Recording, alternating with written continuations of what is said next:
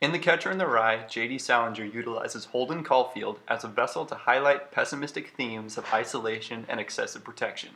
It's as if Salinger is sending a message to the reader how the effects of solitude and distance from relationships can lead to a dissatisfaction within society. Salinger's life and Holden's life parallel greatly. For instance, in 1930, Salinger was voted most popular actor in an affluent summer camp. Holden was always popular, yet distant from most, which shows that he had many acquaintances, yet few close friends. In Salinger's life, he failed out of many schools and was sent to military academies, just like Holden. Holden failed to apply himself in school, and in 1937, Salinger dropped out of NYU. He was later drafted into the U.S. Army. In Holden's life, he lacked to apply himself at Penn State and ended up flunking out, and then was forced to attend military school. These are just a couple of the parallels between the two people's lives. Set around the 1950s, The Catcher in the Rye takes us through the life of Holden Caulfield, an indecisive and closed-off character. His parents have forced him into prep schools his entire life when, without fail, he has flunked or dropped out of each school.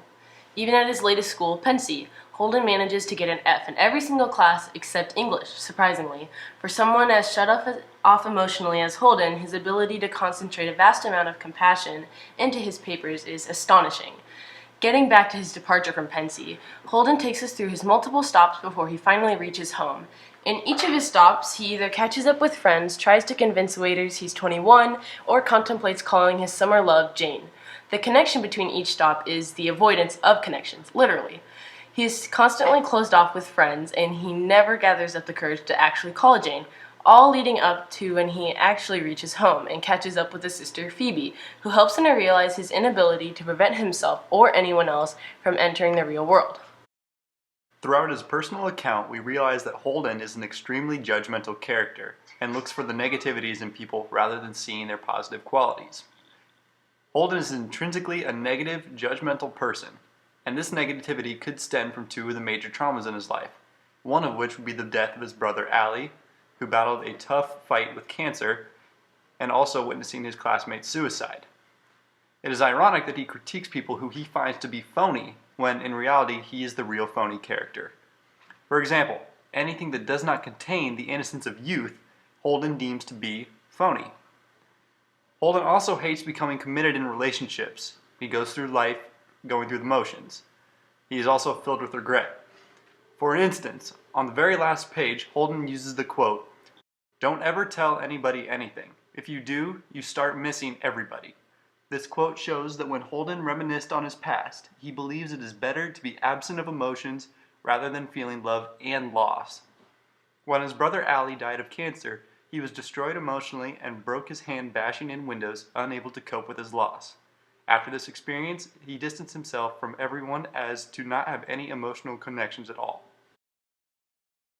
Let's be honest, Mr. Antolini is pretty much the Yoda of The Catcher in the Rye. He is a wise mentor that doesn't sugarcoat the truth while remaining respectful to Holden's fragile emotional state. His advice serves as a catalyst for Holden's epiphany. On page 189, Mr. Antolini talks to Holden about cyclical knowledge. If you have something to offer, someone will learn something from you. It's a beautiful, reciprocal arrangement. In the last chapter of the book, Holden takes his sister Phoebe to the zoo where she rides the carousel. Holden comes to the realization, thanks to Mr. Antolini, that his cycling youth and immaturity must eventually come to an end, just like the carousel ride eventually stops. Phoebe puts his red hunting hat on Holden as it starts to rain. Although he has the hunting hat on, he gets soaked. Holden now understands that he can use his hat to shield himself, but the rain of maturity and adulthood will inevitably soak and overtake him. Phoebe Caulfield, Holden's intelligent little sister, feels responsible over Holden since she understands his struggle between immaturity and maturity, especially since she is a younger version of Holden, young and hopeful. For that reason, Holden wants to protect her from becoming a phony and losing her innocence, except he fails to realize that Phoebe is already a strong individual, ready to enter reality unlike Holden, making Phoebe his rock. She deeply cares for Holden, and even though the rest of the world seems to be against him, Phoebe wants to protect Holden as he faces the real world. She's ready to pack her bags and run away with Holden, showing how she truly isn't grown up enough to realize the consequences that come with running away from life's problems. Throughout the novel, Holden's disconnect from the world is clear. Holden believes the grown-up world is fake, full of phonies, and he does everything in his power to avoid it for as long as possible. He didn't want to face his parents after flunking out of yet another school, so he in turn tried his luck in the real world, and realized how much he despised it. He never attaches himself to any type of responsibility, helping him to alienate himself even farther from the world. He uses aliases to disconnect himself from any and all relationships. Jane symbolized Holden's lack of commitment, since he never calls her even after he clearly expresses feelings for her.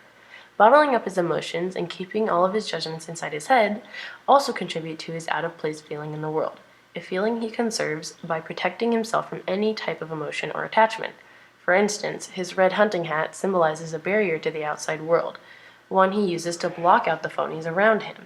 Holden is overly against phonies. In fact, he tries to protect kids such as Phoebe from growing up. His dream of catching children who eventually fall over the cliff from a field of rye to the adult world symbolizes his desire to protect kids from growing up, since he sees maturity as the root of all phonies. Holden desperately needs to find his place in the world, despite his belief that protecting himself from growing up will aid him in understanding who he is. In reality, it will further isolate him from the truth. One of the most prominent quotes in the story that we found was originally said by Wilhelm Steckel. On page 188, Mr. Antolini says, "The mark of the immature man is that he wants to die nobly for a cause, while the mark of a mature man is that he wants to live humbly for one." He is addressing Holden's negative attitude and immaturity. Antolini believes that Holden may commit suicide. In the movie Suicide Squad, the Joker asks Harley Quinn if she would die for him. She automatically says yes. Joker responds with, "That's too easy. Would you live for me?" The point behind this is that dying nobly for a cause is less fulfilling than dedicating and committing your life to that cause. Death is, in a sense, an easy way out of a situation, but being able to live through life's challenges and hurdle over them is much more satisfying. In The Catcher in the Rye, Holden hasn't been living for any cause. His life, up until the very end of the story, seems to have no meaning at all, no fulfillment, or no purpose. After Antolini's advice, Holden recognizes that he must live humbly in order to live with a cause. For our assessment of The Catcher in the Rye, we would give this book 4.5 out of 5 stars. Because everyone wants to achieve success and happiness, this book can connect to many people. J.D. Salinger is arguing that this vagrant lifestyle is not possible, and these negative themes of overprotection and solitude cause a non-substantial life.